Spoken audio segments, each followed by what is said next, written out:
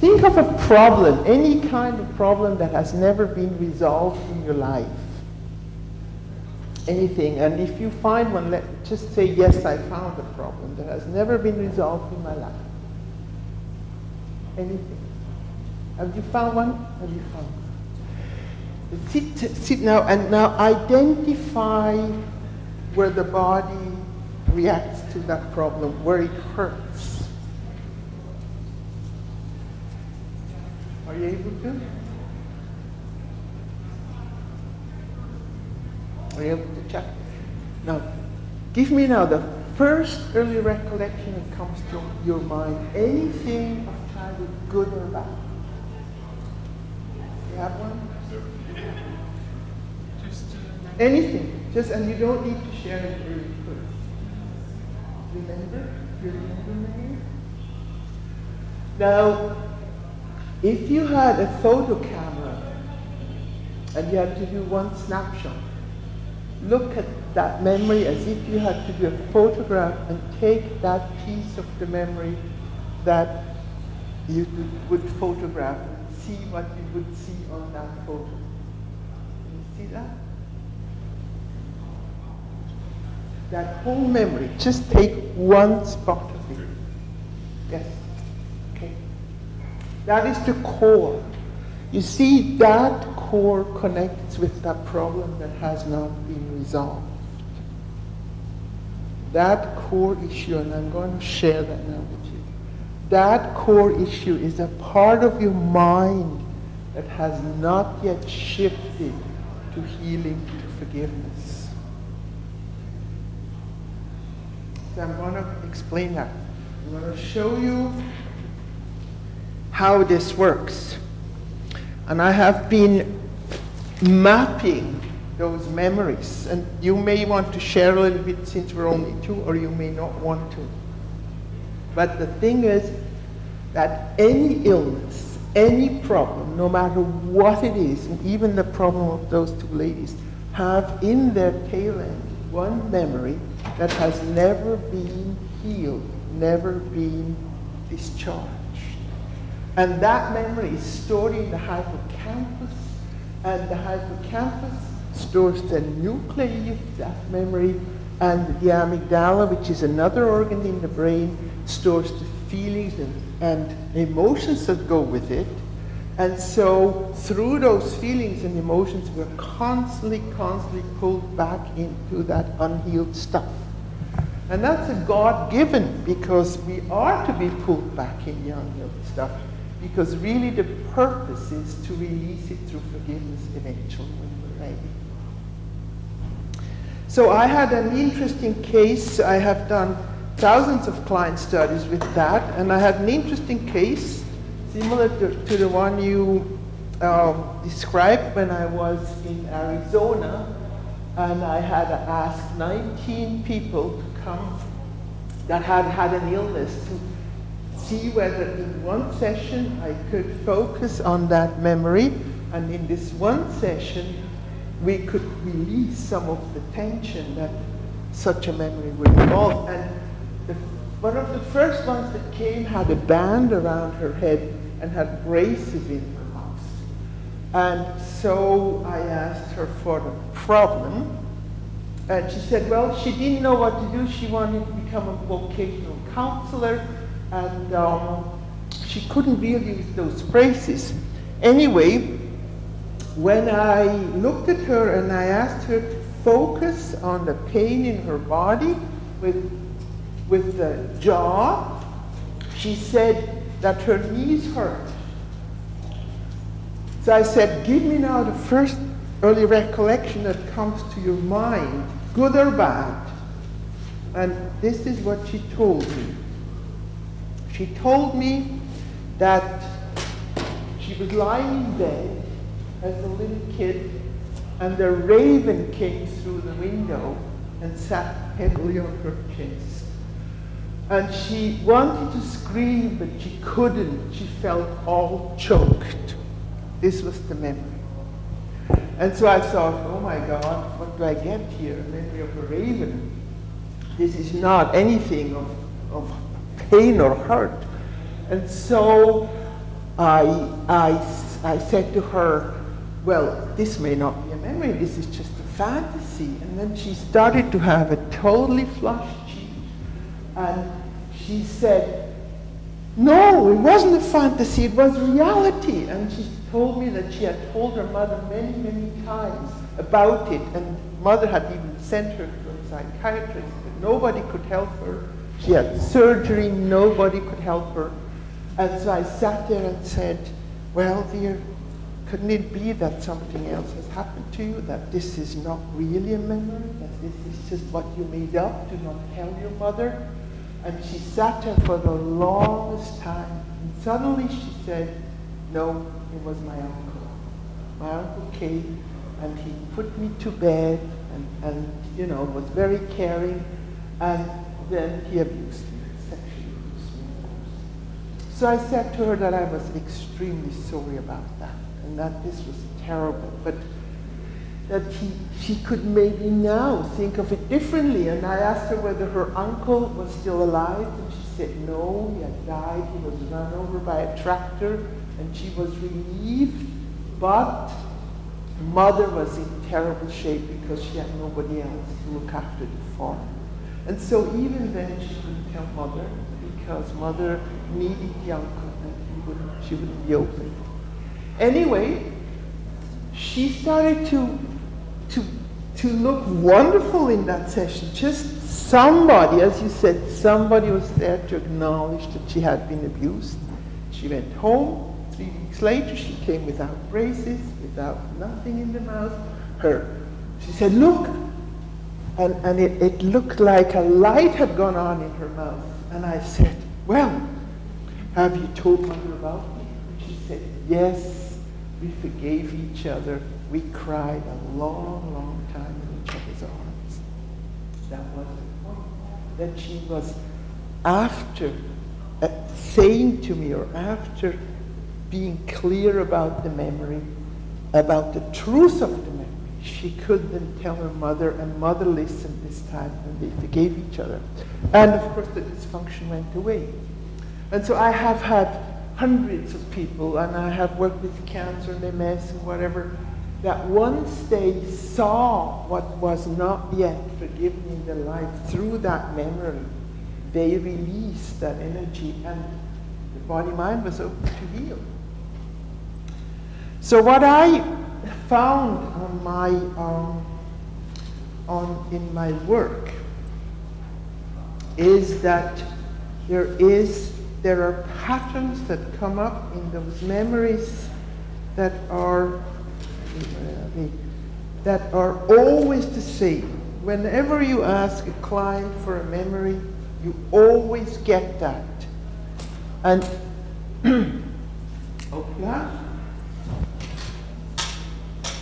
you always get a story of a break in the love union. Where is it? Yeah. You always, in the memories, get the story of a break in the love union. And behind that break in the love union is a void, and that is also imprinted in the memory bank, and that stands for all the existential loneliness and for all that which we have never released in our life, for all that emptiness that we feel. You always get a feeling of pain or hurt. You always get a feeling of fear. You always get anger, shame, or guilt, and you always find compensations. And within all that, the person is in a feeling of incessant inadequacy. And I've been able to find that no matter what, in all the memories that I've had, thousands of them. One of them, let's say Susan's here. Where is she? This is not Susan. Well, we have another one here. Another one with liver cancer.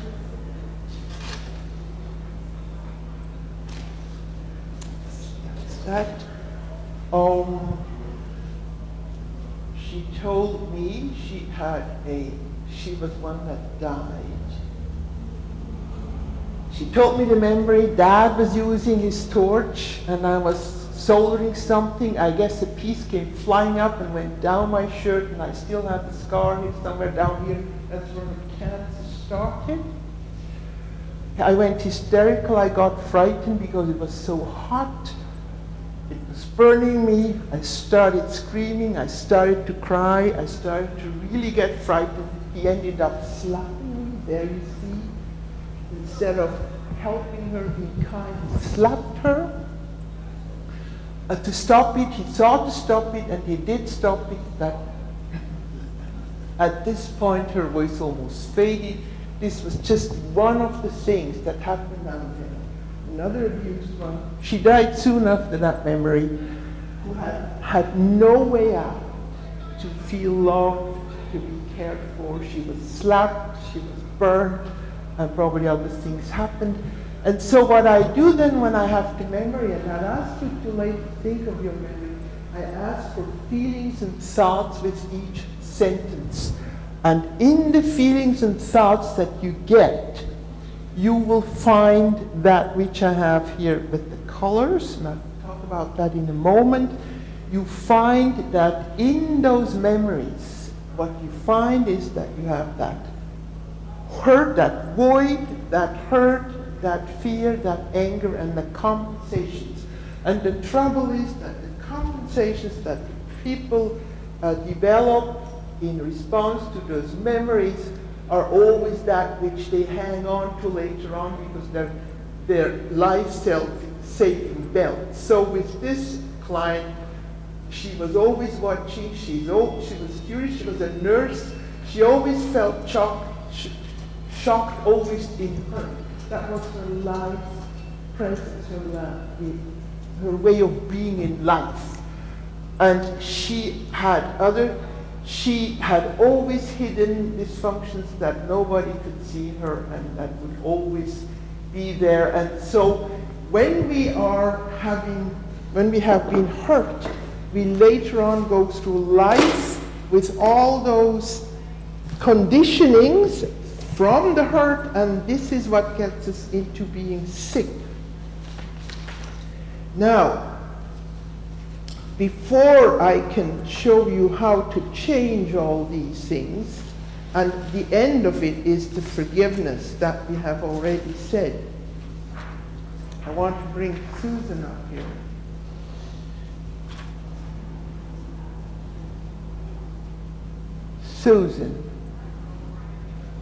Susan's memory, when I was about 5 years old, I was lying in bed, a black raven came through the window and sat heavily on my chest. I felt scared, and I tried to scream, but I couldn't. My throat was all clogged up, and the photograph was big black raven sitting on a bed. It is all dark. She gave me those feeling thoughts when I asked of the feeling thoughts with each sentence. We lived on a farm. I had lots of animals. I got to play with them. I was always scared in bed, more scared, immobilized. It hurt. I could not breathe, alone, helpless, immobilized, helpless, shocked. When I have all those feelings, then I can find out what is the condition of the body-mind that is attached to the memory, and it's with these that I work. And that shortens the time of therapy immensely, because I can ask the client then, where are these feeling thoughts still in your life now? When you look at the memory that you've now found within yourself, and when you ask yourself for feelings and thoughts with each sentence, then you will find that you have these kind of feelings and thoughts, and they will always tie into all of these conditions. And you will get a handout. It's these basic conditions that happen with every single memory that is attached to a problem. And once you have those, you have the core issue of the actual problem. It's not that there are other issues also, but this core issue is that which we can work with. And it just helps us totally to forget about that whole thing that psychology usually does, where we have to talk, think, and so on. We can look at compensations in life, look at fear, look at terror, look at pain, look at the emptiness, and then start to work on those, because we now know that they're still there. And it's these compensations and these pains and hurts that are zapping the energy system from working fully. It runs like a low-key stressor in the body, and it starts at early childhood when these unhealed woundings happen, and it ends when we finally release it through forgiveness, as you said. I have not seen one illness in my clients over the past years, thousands I've worked with, that did not have a low immunity in their system because of unreleased old hurts, pains, fears, woundings. And that did not have created compensations to hide all that. Because it's with those compensations that we hide that. And in your case, in that elderly lady, would have been the promiscuity, that she was hiding the wounding that she had received from father. I don't know what it is in your case, but we build as children immediately early conditioning so that we do not have to stand up to that horrible break in the love union, whatever it is, because we cannot stand up then to it. And so we go and build these compensations. I give you a very simple example. Let's say you wait for a phone call of a beloved, and you hear the telephone ringing, and you go to the telephone full of desire to connect, and you pick up the receiver, and the line is broken, and you just hear da da da da da, and in that moment you enter into that shock. You cannot avoid it because you have to shift biochemistry in your brain, and that is later on stored in the memory bank. And then what you do, you always try to find a way out. You may sit, smoke a cigarette, or you may go to the fridge and have a cold drink or whatever, or you may then start to phone around and become very aggressive, or you may have fantasies about how terrible that is, or that person has had an accident.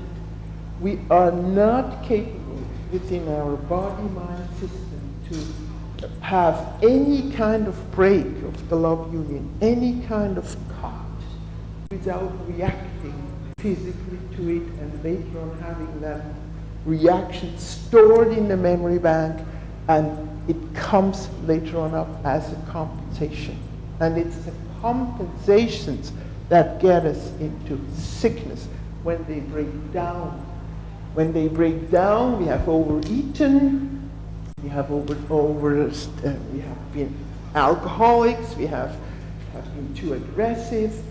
It is always that which gets us illness, gets us into illness later.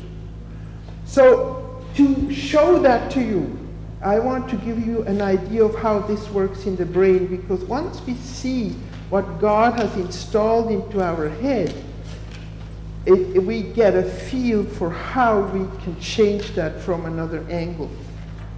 I'm going to talk about the limbic system here. This is the part in the brain that sits in the center of the brain.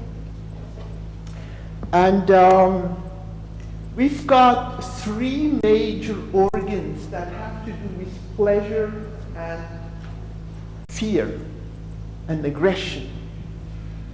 That's the hippocampus, the amygdala, and the hypothalamus. Now what happens? The hippocampus is the organ where everything that ever happens to us that has some intensity is stored. And this hippocampus stores the nuclei, the basic parts of that happening. And it takes from the whole experience and forms nuclei and stores it there. And these are the basic belief systems that we have stored within us. Now this gives messages to the amygdala, and the amygdala stores the feelings that go with this experience. So this one only stores the facts, this one stores the feelings, and this one, the hypothalamus, reacts to those feelings and gives messages to the body to react to those feelings. Now, all three of those, this one, the amygdala and the hypothalamus, have pleasures and aversion centers. And it depends on how we think about that which has happened to us, whether we experience it as a pleasure or as an aggression. And the thinking goes on in the prefrontal lobes. Now, when a little kid is abused, and because it suffers pain, it cannot think about it in a loving way. Instead of then storing loving feelings, the little kid will store through the amygdala negative feelings to anything that has hurt it or where it felt really frustrated. And unfortunately, because we have these very ingrained experiences from early childhood when we have not been loved, that we are wounded and hurt later on the act accordingly. So in your case, if that woman that was abused had not thought that it was terrible and that your father was all the horror that he was, she would not have suffered for the incident. She could have, if she had been on a very spiritual path already, stored reacted with feelings of love for the father if her prefrontal lobes would have decided in thinking about love at the time. But it is not so much the abuser, the abuse, it's also that the abuser usually has a lot of guilt and a lot of hatred for the abuse because it doesn't act when it's very abusive. And so the child picks up the horror of the parent that is acting so badly to it, and therefore stores in its amygdala and then reacts with hormones in the body, stores negative feelings. And that's the fact of the whole truth about us feeling so rotten later is that when something bad is done to us, we act in return with bad feelings, except Jesus didn't at the end of his life. And so the memory acts according to those feelings, and the only act that will release those feelings is forgiveness. There is nothing else on earth that we can stop us to not having another remembering. Were you there yesterday when this other guy came and talked about how angry he is because the Indians do genocide right now, and how horrible and how we have to stop it?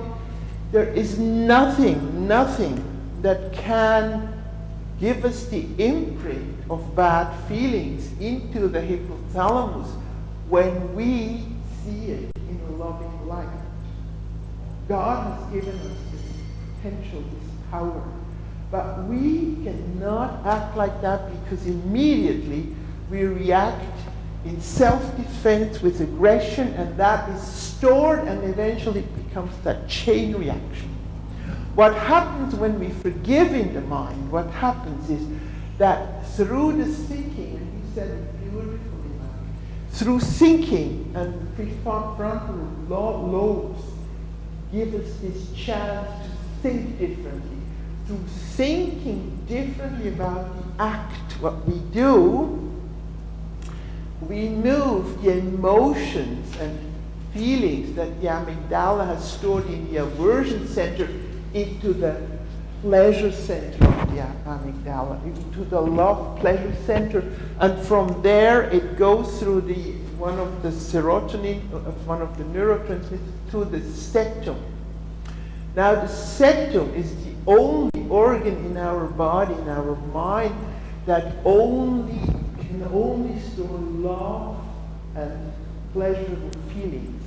So God gave us an organ, a whole organ in the mind that only responds to love. And it is stimulated through the neurotransmitter serotonin and others, and the serotonin is synthesized along the digestive tract.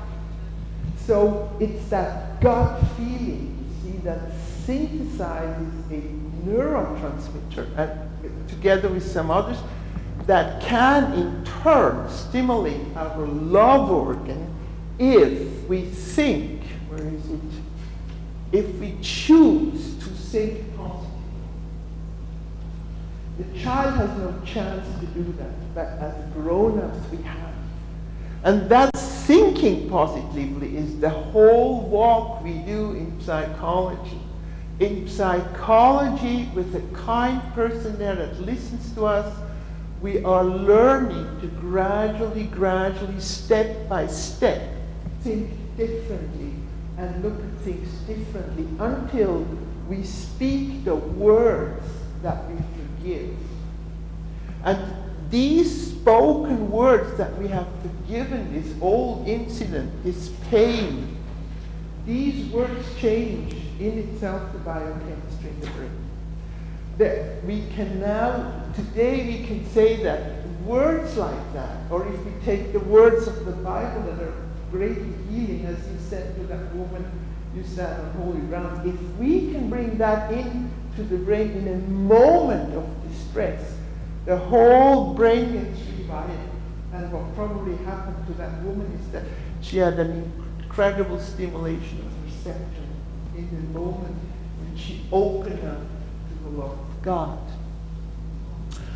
So our task on earth is that we are learning to think positively and trying, as you said, to forgive so that the amygdala stores feelings in the pleasure and love center and not in the aversion center.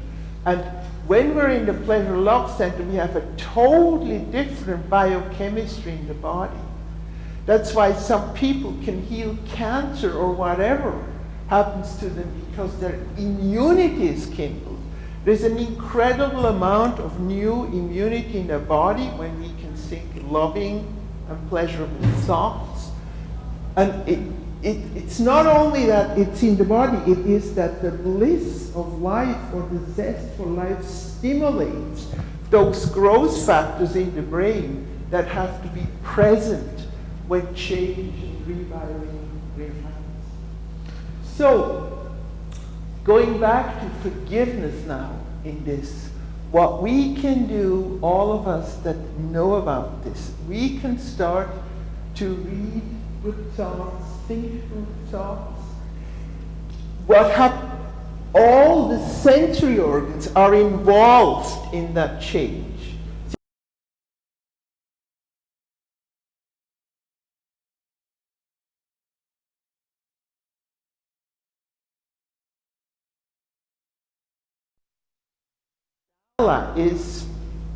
Is attached to the sensory organs. So whatever we choose to feel through the sensory organs that is good, through the eyes, the skin, the mouth, even the sexual organs. If you stroke yourself, or you take in beautiful visions, or you eat good food, or you smell great smells, the more you can bring those wonderful feelings into the amygdala, the more it will move to the pleasure center. But you have to do it consciously. That's why so many therapists these days, they do body work, strokings, they have people look at wonderful visions, and so they shift gradually the system to eventually move to the loving and to especially stimulate the septum. It doesn't go without exercising conscious decision. I had an interesting experience in '82 with Chile, a research group from the south of the American states, and they have done a lot of publications with Caroline Myss too, and Chile had publicized, where he had done a thermoscan of seriously depressed patients.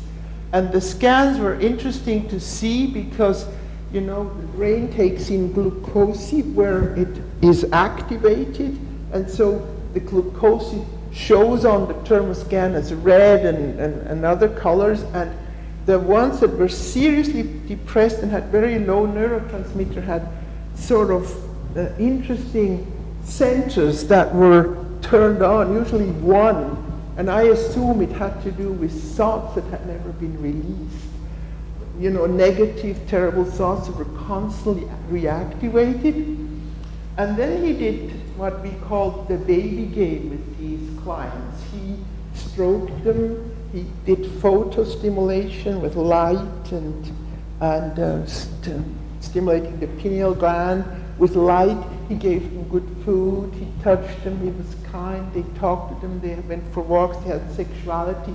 And within 2 months, all of those protagonists had their serotonin level up and could function normally.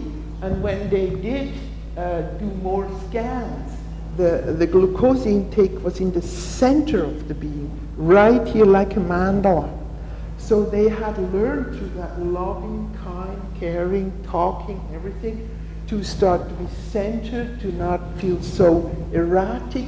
And in that, the serotonin, who is the stimulator of the good feelings, has come up, and they were healed. I mean, he could just have done psychotherapy with them and had done forgiveness and released all those negative feelings in an act of will. But as you said, we cannot forgive unless we believe that we are attached to some higher love. Because if we don't know that we're loved anyway, deep down, we cannot undo those horrible abuses of the parents. They are so ingrained in that system that we cannot move beyond. We have to have somebody that we know that loves us more. Sometimes it's a psychotherapist, but the psychotherapist is only a human and will leave again. Sometimes it's a husband. For some people, it's children. But for those that have neither a therapist, nor a husband, nor anybody, they don't believe that a God loves them truly more than they were wounded. The act of forgiveness cannot happen.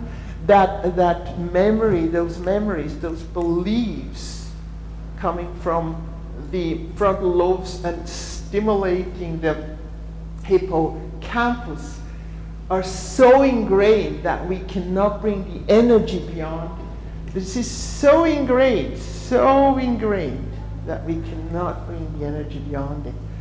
So that is why I think today we have a lot of spiritual movements, because in medicine we have failed, in psychology we can't really get the people better. We can always bring them to a certain level, but we cannot heal them right on, like I could do that with Susan, where bam, we're out of it, because she shifted to forgiveness in no time. That means she, in her mind, moved herself from the old conditioning with the abuse and the memories and the horror to the love center, to those two love centers in the brain. So I guess we will hear more about forgiveness in the future, and it's good to know how this works in the brain. Coming back to your memories. You don't need to share if you don't want to, but just look at the feelings now that are in those memories that are attached to that problem that you've never resolved. Just take a little bit of time and feel those feelings.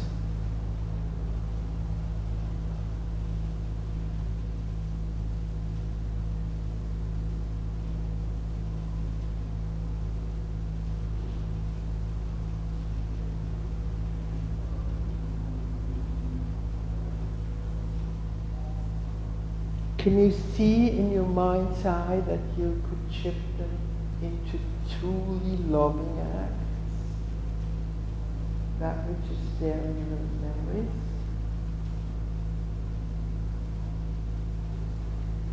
Can you see that, or is that still impossible? Can you see that, Michelle? No. You don't get it? Well, I've tried to forgive it, but you couldn't.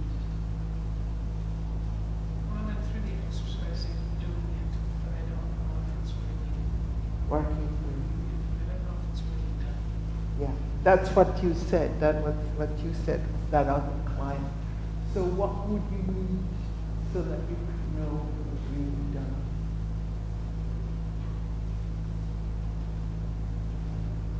Well, I haven't seen my mom in a year, so we're supposed to be going home to see her. And you don't know if you see her this time, No, I will, but whether you have forgiven. yeah, I think I'll know better once I talk to her. And you see, what will happen to you if you haven't forgiven is that there will still be memories in here stored that will react with the aversion center instead of with the love center. So what you can do is what Chuck also said. If you don't feel yet that you have forgiven, you can go back and remember incidents. And each single one needs to be expressed and maybe burned. That would help bring out every single part that is still in your mind as a memory. But believe me, there won't be many, because these memory nuclei are gathering a lot of information into one spot. So if you don't know that you've forgiven, you still have old memories in you that you have not released into them. Letting it go. And one of the best things is what Chuck said, is to write those memories down or those just bits. Look at them and burn them or give them away to God or just dispose of them in your mind through the conscious decision in your prefrontal lobe. If you truly want. No, I do. And I noticed that, well, other people actually notice that since I've been trying to remember these things and forgive them and let them go, they say I look different. Yes, the whole physical body changes because the biochemistry is becoming very different. And the serotonin level will go up. So it will in itself help you to let go of bad thoughts. And eventually, when you've done the whole cleansing, and there's never that much, there's only usually a few, you will not even remember them. They will be gone. Even if you think of them. And for example, if you maybe have still got some of the memory in you, some of the story, what will be gone is the feelings. So if Susan now came back, it's that part. If Susan now came back and I said, do you remember what you told me years ago? She said, yeah, something about the Raven on the chest or that uncle. I would ask her, how do you feel about it? She says, well,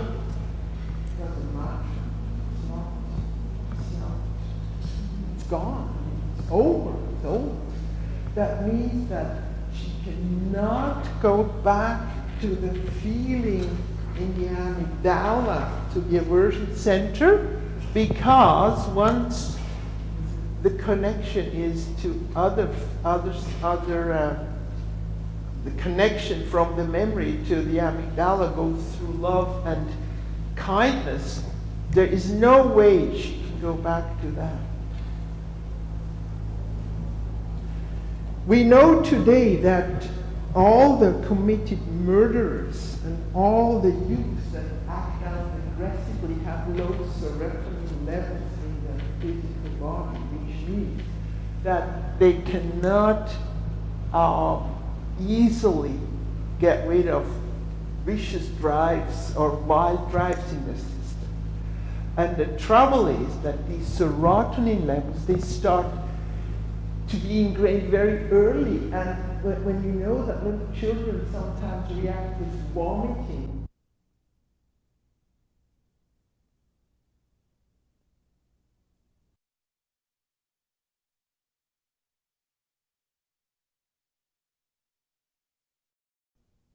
each other because he loved us first.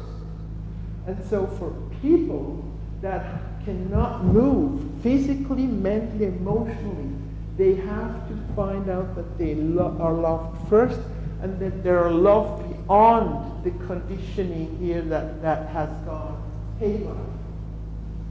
You know, I was in an experiment where we even looked at newly born babies.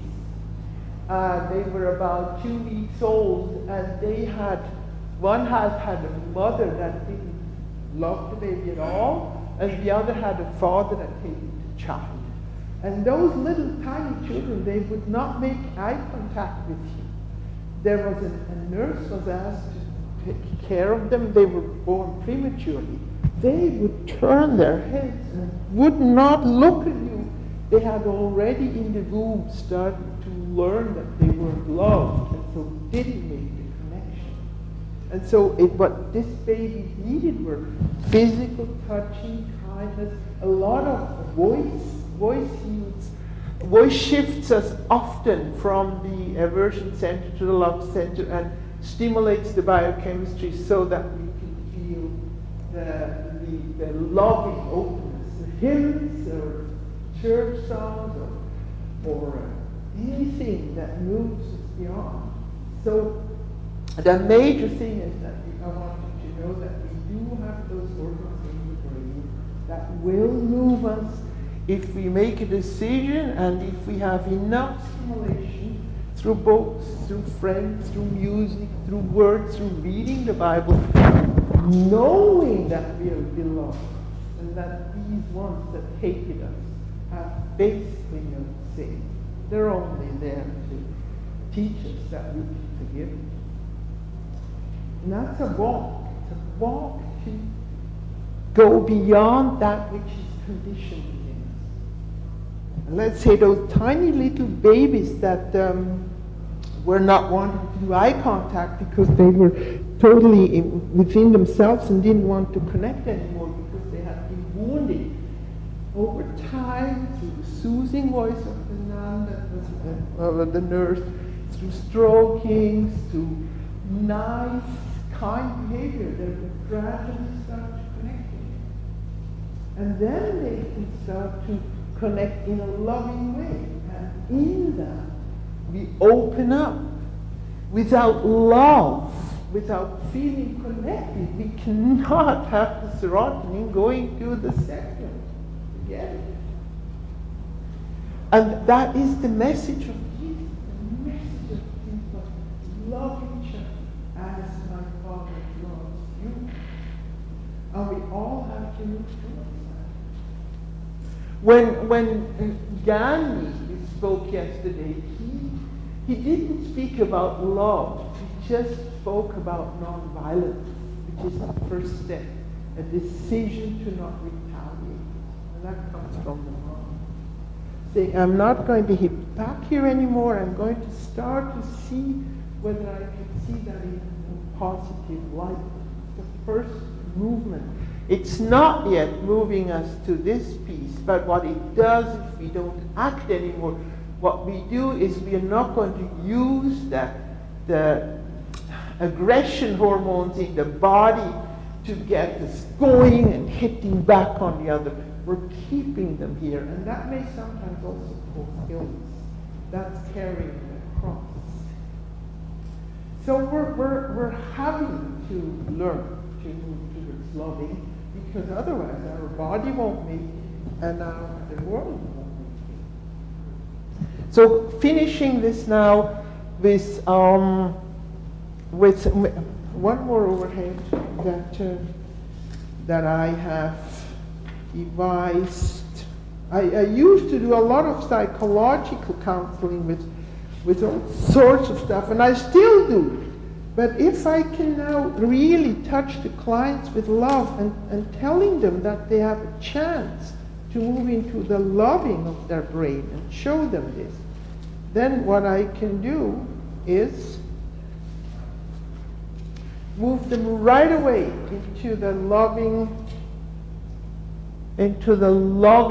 part with all their negative emotions in the amygdala, where the void is, that inner emptiness, that inner loneliness, the place where we face God. We have to be with God. Where the pain is, there's compassion. And one guy said it beautifully yesterday. He said, if the Israelis and the Muslims could sit together, share the pain and cry in compassion, they could heal. If you could sit with your mother and cry in compassion, just like Susan did, you would heal, and she would heal. But it sometimes takes a long walk to get there. Isn't it so, Chuck? Where the fear is, we have to pray and meditate, because the fear is so overwhelming in the biochemistry that we cannot just talk it away. So we pray and meditate, go to friends, let others be there, and eventually it releases itself and we can move. Where the anger is, we have to start doing loving deeds of kindness. Just as we now have to do loving deeds of kindness with Afghanistan. And really be merciful. If we want to love, forgive. We cannot just run and say, I forgive. We have to do the deeds. Where all the compensations are, the drinking and the overeating and the alcoholics and whatever, we eventually put some humor into it and let it go and relax. We don't have to be so crazy about a new car or a new house or whatever. We can relax. And where we need to put new options into our life, it would be good to start reading and doing healing practices. So that one I've come up, that is a shortcut now that I do with my clients, to not have to go through the whole psychological stuff anymore. And once we learn that we can do it, we do it. Yesterday somebody said, well, maybe these faculties have been atrophied. They haven't. They just have been forgotten. And now they're coming back up in spiritual literature. We truly do have the possibility within our brain of anything, even the worst of things, even the absolute worst. But we have to know that we have been loved first. That is the essence of it. That somebody has loved us more than the damage. And if no human being is there, that God loves us more than any damage that we have suffered. If we don't believe that, we can't do it. We run after humans that will love us more. So I want to share a little poem with you at the end, and that's it and for today. So I'm going to stop now. That I wrote. God promised there will be plenty. What if I perish in pitch darkness, changed to past thoughts, past deeds cluttered with debris, reflected back from all angles of the hollow caves of my shortcomings. Obscure pile of manure. Or is it compost, decomposing, to hold my soul flowers in new visions of light? God promised there will be plenty. Jesus said, love me, follow me.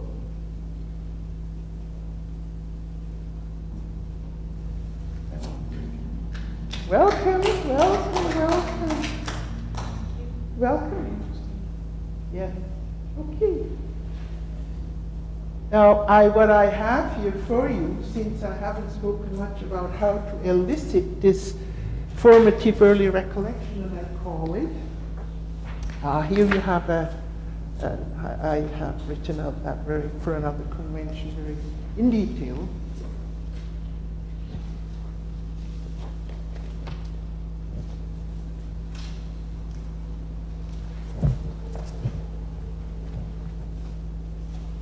And I know the mistake, yeah? Sorry, that last handout, overhead you had up there. The last overhead, yeah, it's in the little thing. There was a quote on the bottom, it's beautiful line. Yes. But it wasn't complete. Haven't I? Oh, God. And I just wondered what Oh, because I have wiped it out and probably not totally. Stephen Levine said when he mentioned God in one of the workshops, he said, I can mention God with no problem because I have no clue what it means. Oh. Yes, that's what he said. But I have decided I will mention God from now on. And this time when I wrote my abstract, I mentioned God, and I mentioned Jesus, I mentioned the Holy Spirit, and the abstract is not printed out in the program. Yes, but what I will do next time when I speak ever again, what has brought the people into my workshops in previous years, and I haven't done it, I have mentioned cancer, MS, and other serious chronic illness that I'm treating with my clients. And this time I have not mentioned those pullers. I've only said in my abstract, Christian way of looking at body-mind integration. And I think that doesn't pull people. Christian doesn't pull people. And if I don't put the illnesses in that I work with, nobody really cares. Well, it shows that it's body, mind, spirit. Yeah. Are one, and that we have means within our body to move into a totally different biochemistry that happens when healing happens. I mean, you should see the cancer people I work with when they're healed. You don't even know them, recognize them anymore on the streets. The whole thing shifts. Yeah.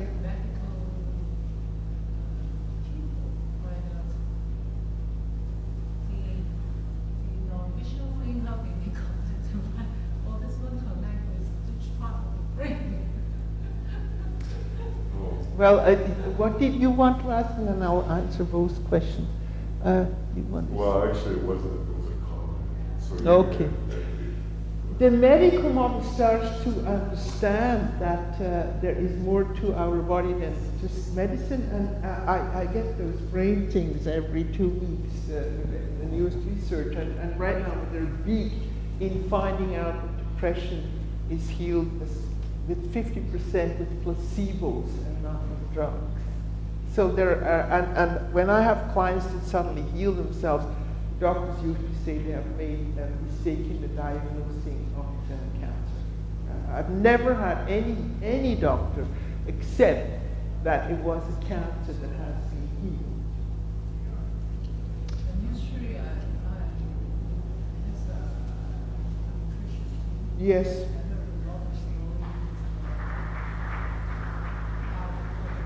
Yes, of course.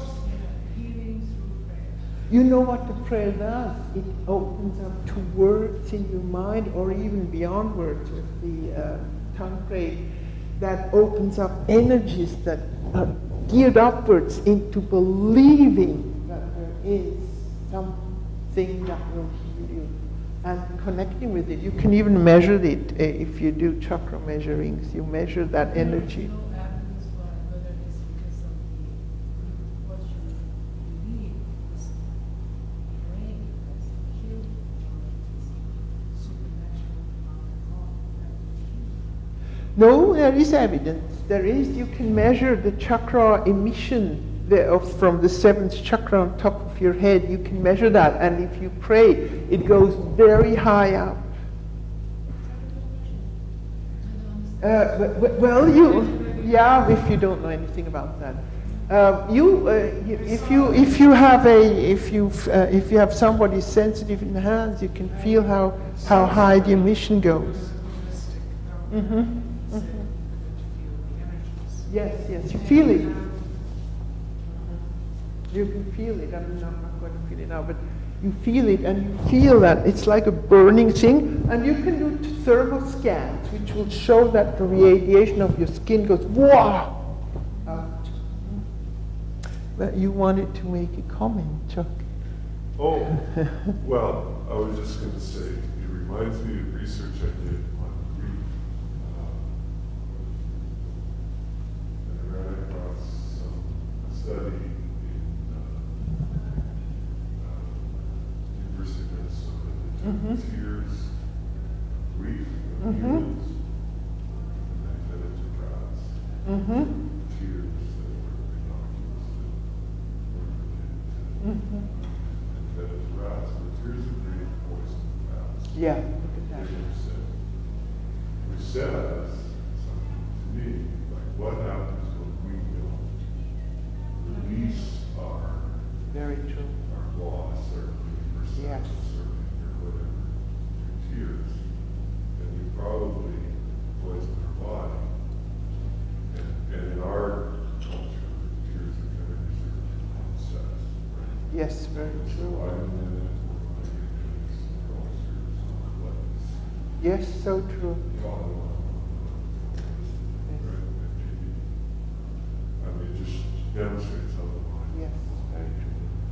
We also know, yes, you see the tears and the pee holds growth factors, and these growth factors are synthesized in the brain, and they have to be present when any tissue repair happens. And there are about 34 that they have now isolated, and one of those growth factors has been isolated in Vancouver, the one that helps two nerve endings grow together. And tear, saliva, and pee holds some of those growth factors, but as you say, if we cry and the grief cannot be released, it goes on and on, has a lot of anger in it, then it may also have adrenaline in it, and it does not heal.